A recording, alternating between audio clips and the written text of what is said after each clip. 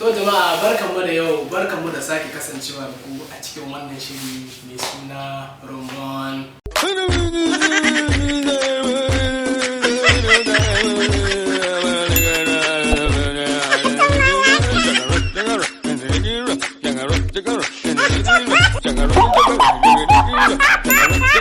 Shirin Rumbun Dariya daga tashar tamu taku mai farin jinin ku a MKYDD TV. Ku yi subscribe, ku yi like, ku danna alamar ƙararrawa. Ni ne naku mai suna Abu Liyaba. Ku danna subscribing domin ku biyo mu ku kyakkyata da dariya. Mai daɗin saurari. Da haka ku biyo mu ku sha labari. Na zo muku da wani guzuri babba mai daɗi.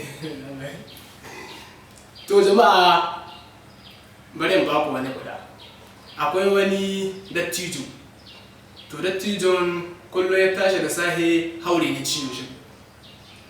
Kawai da ya tashi da sahe wata rana sai ya yi karo da ya ji ana magana akwai wani mai magani cikin shiyarsu. Ya aza speaker yana magana yana sai da maganin da idan hauren kana ciwo za a kwaba ma a shawa ma sai hauren kai ba ciwo ya faɗi. Sai tsohon gada ya ji labari sai sheka da gudu wurin mai magani.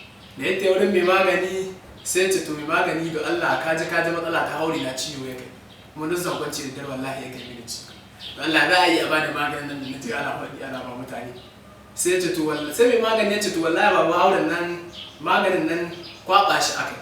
Sai an kwaba shi hauren nan shi ɗaya da kai ma ciwo shi ɗaya aka sha. Sai baba ya tashi magani. Baba da an san magani wallahi yadda ya sai da ya bari dare ya yi zai kwanci. Baba ya samu dan wani kuku ya kwaba magani. Da ya kwaba maganin nan wallahi sai da hauru ne gaba ɗaya dalile shi. Yana da hauru ne gaba ɗaya dalile shi. Wallahi sai dai baba ya ce alhamdulillah sai ya kwanta. Yana kwanta wallahi sai yana yi kawai sai ya ji duwatsu cikin baki. Ko da ya zuba za hannu ya zo sai ga hauru ne gaba ɗaya sun zo. Sai bala'i ya tashi ya ce wallahi ya wurin ni magani sai an maida mai hauru.